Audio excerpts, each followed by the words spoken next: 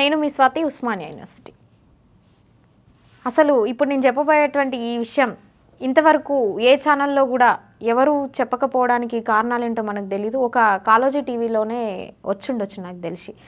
కొప్పుల హర్దీప్ రెడ్డి, మేడిపల్లికి చెందినటువంటి ఈ వ్యక్తి ఎవరైతే ఉన్నారో కేటీఆర్కి అనుచరుడు. కేటీఆర్ ఆయనకు పార్టీ కండువాలు కప్పినటువంటి విజువల్స్ కూడా ఉన్నాయి. ఇంకా అదే కాకుండా గొంగిడి సునీతా మహేందర్ రెడ్డికి బంధువు అని కూడా సమాచారం తెలుస్తూ ఉంది. ఈయన లాంగ్ డ్రైవ్ కార్ అని ఒకటి నడిపిస్తూ ఉన్నాడు. కార్స్ అనేది ఒకటి సంస్థ నడిపిస్తూ ఉన్నాడు. అందులో పనిచేసేటువంటి అమ్మాయిలు కావచ్చు, ఎవరైతే వర్కర్స్ అబ్బాయిలు ఉన్నారో ఈయన ఎంతవరకు ఎంప్లాయ్మెంట్ కల్పిస్తూ ఉన్నాడు నిజమే.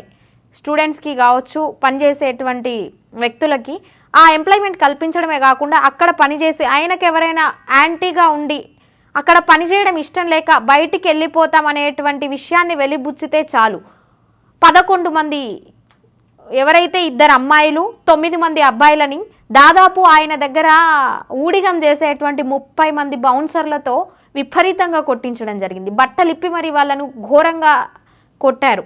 వాళ్ళ శరీరం అనేది అత్యంత దారుణంగా మనకు కనిపిస్తూ ఉంది. అట్లా కొట్టినా కూడా దాదాపు ఈ సంఘటన జరిగి వారం రోజులు కావస్తుంది. ఎవరు కూడా దీని మీద స్పందించింది లేదు. ఏ నాయకుడు కూడా దీని మీద ప్రెస్ మీట్ పెట్టలేదు.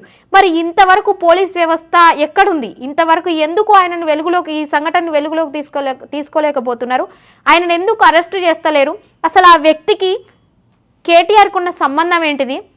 జరుగుతున్నటువంటి ఈ విషయం ఎందుకు ఇంతవరకు వెలుగులోకి రాలేదు అనేటువంటి విషయం మీద పోలీసులు ఎందుకు ఫోకస్ చేయట్లేరు?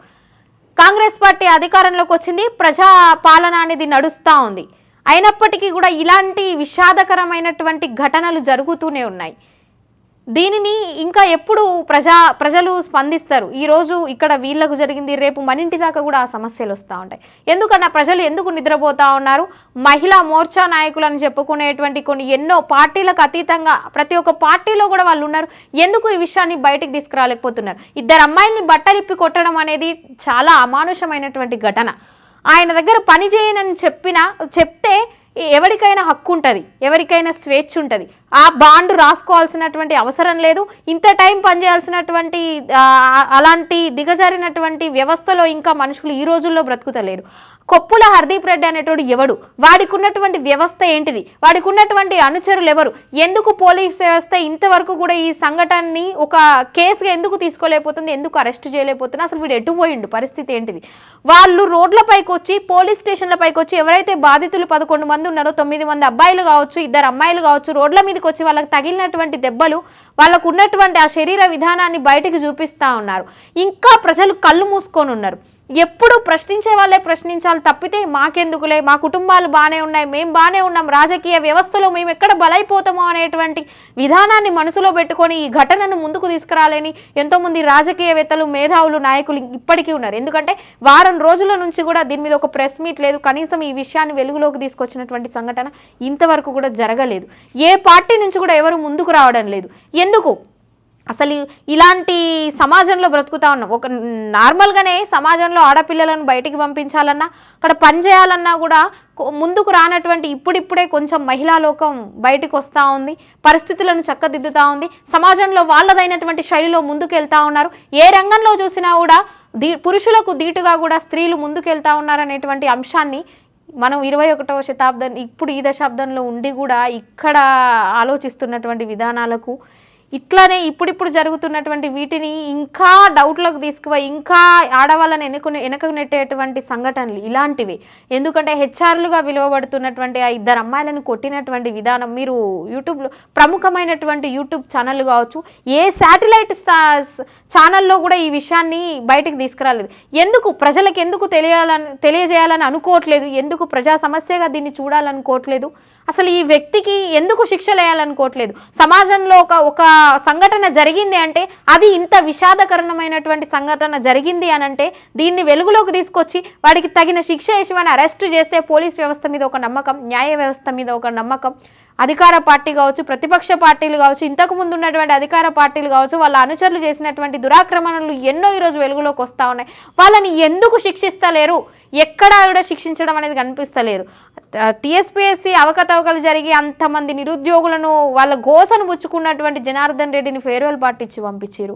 ఇక్కడ కేటీఆర్ అనుచరుడైనటువంటి ఈ వ్యక్తి కొప్పుల హర్దీప్ రెడ్డి బౌన్సర్లను 30 మంది బౌన్సర్లతో కొట్టించడం అనేది ఎంత దారుణమైన విషయం అండి. బట్టలిప్పి కొట్టించడం అనేది ఒకసారి ఆలోచించండి.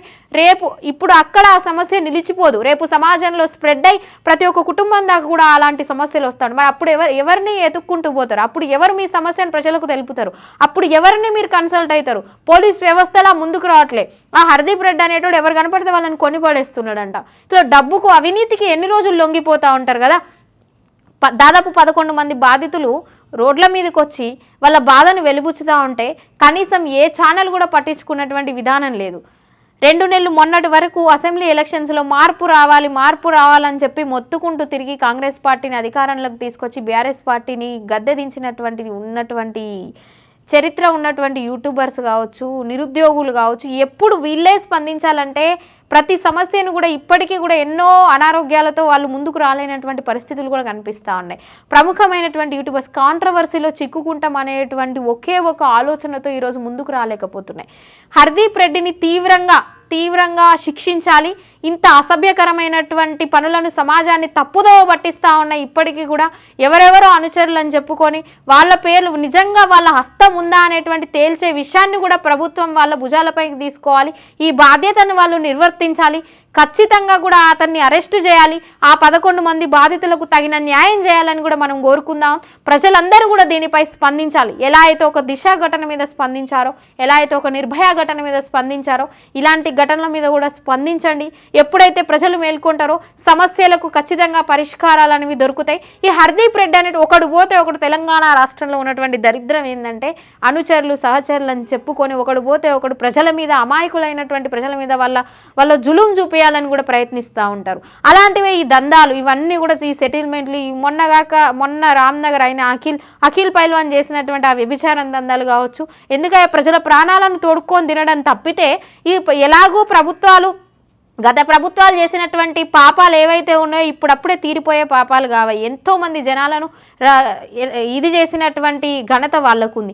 ఇప్పుడున్నటువంటి కాంగ్రెస్ పార్టీ అధికారంలోకి వచ్చింది కాబట్టి వాళ్ళ మీద ఎంతో కొంత ఆశలు ఉన్నాయి కాబట్టి ఇప్పటికైనా ఇలాంటి ఘటనలపైన మీరు బాధ్యత తీసుకొని వాళ్ళని శిక్షించాలి. మీరు తక్షణమే స్పందించాలి.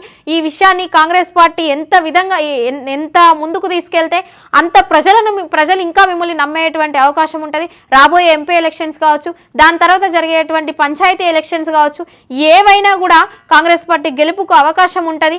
కాంగ్రెస్ పార్టీ అనే కాదు, ఏ పార్టీ అయినా ఈరోజు మహిళలను గౌరవిస్తున్నామని చెప్పేటువంటి ఏ పార్టీలా, మహిళలకు పెద్దపీటలు వేస్తున్నామని చెప్పుకునేటువంటి పార్టీలు కావచ్చు, ప్రజా సంఘాలు కావచ్చు, మానవ హక్కుల సంస్థలు కావచ్చు, ఇవన్నీ ఎటుపోయినాయి. ఈరోజు ఎందుకు మీరు కళ్ళు ఉండి కూడా కనిపించినట్లు నటించాల్సినటువంటి అవసరం ఏంది? సమాజంలో జరుగుతున్నటువంటి ఇలాంటి చీకటి కోణాలను, ఇలాంటి చీకటి సంఘటనలు ఇంకా ప్రజల్లోకి తీసుకుపోకపోవడానికి కారణాలేంటివి?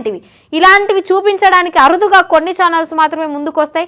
ఎందుకనంటే కాంట్రవర్సీ విషయంలో ఎవరు కూడా ముందుకు రావడానికి ఇష్టపడేటువంటి రోజులు మనకు కనిపిస్తాయి. ఎవరు ఇదైతే వాళ్ళని ఏదో ఒకటి చేసేటువంటి విధానాలు, ఆ రోజులు మనకి ఈరోజు అలాంటి పరిస్థితుల్లో, అలాంటి సందర్భాలలో మనం మగ్గుతున్నాం. ఇంకా ఈ సమాజంలో ఇలాంటి పరిస్థితుల నుంచి ముందుకు రండి. ప్రజలు వీటి మీద ఎంత తొందరగా స్పందించి ప్రభుత్వం దీనిని వ్యతిరేకించి తీవ్రంగా ఖండిస్తూ వాళ్ళపైన తగిన కఠిన చర్యలు తీసుకుంటే తప్పితే ఇలాంటి సంఘటనలకు ఫుల్ స్టాప్ పడదు. దయచేసి ప్రజలు ఇప్పటికైనా మీరు కళ్ళు తెరుచుకోండి. ఇలాంటి సంఘటనలపైన స్పందించండి.